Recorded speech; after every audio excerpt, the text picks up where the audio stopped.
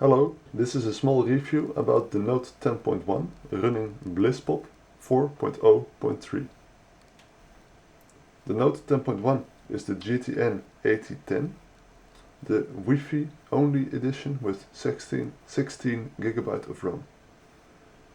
The BlissPop 4.0.3 is Android 5.1.1 based, and it's the first stable Android 5.1.1 based ROM for this device. I can clearly see it's somewhere CyanogenMod based, and because of the built-in privacy guard and the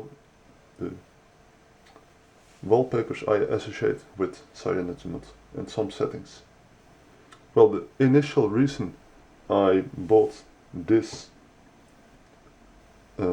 I installed this ROM is because of display issues I had with other ROMs. In other ROMs, the text here is so small that you could easily see the pixels. Those ROMs were all based Android 4, and in Android 4 if you enlarged the text by doing this, font size to 125% for example, then the smallest text didn't enlarge. And that was very annoying with this screen resolution. And here, even this text is readable from a distance, so you can hold the device further away and don't see the pixels anymore. Well, all the apps seems to be working fine with this device.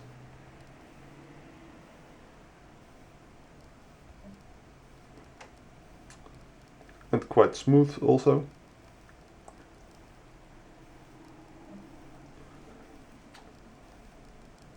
But to cause almost no lag to be present, I had to install Cedar. Cedar is an app that enables a service, the Cedar lag reduction service, and I set it to start automatically on boot and on the mode aggressive. Now the lag in my system is reduced by a lot and almost not there anymore. Well, let's go to Antutu to see the system performance. This will take some time, unfortunately.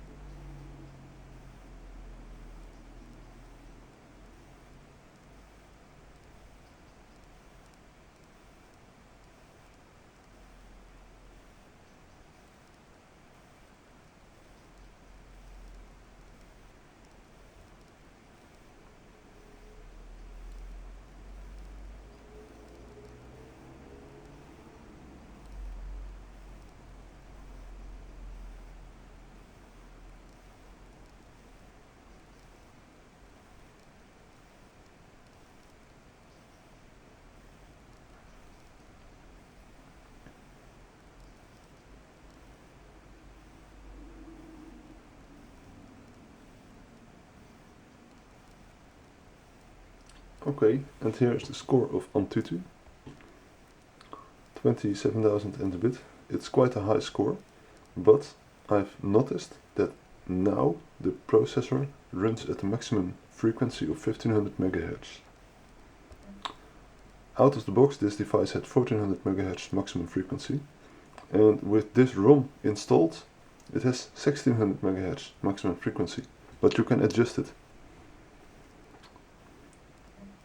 I thought, well, maybe 1600 MHz is a bit much, a bit hot and stuff in there, so let's turn it down to 1500 MHz. I also see now that one core went offline. This is the configuration I ran the test with.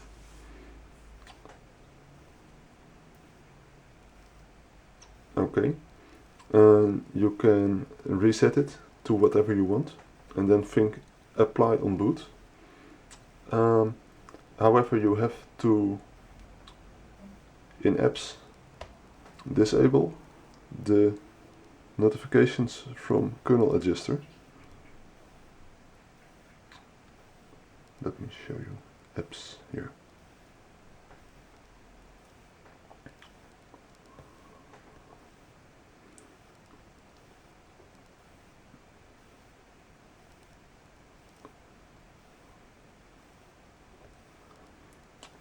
Disable the show notifications, because otherwise every time you boot you have this notification that the CPU frequency is being changed.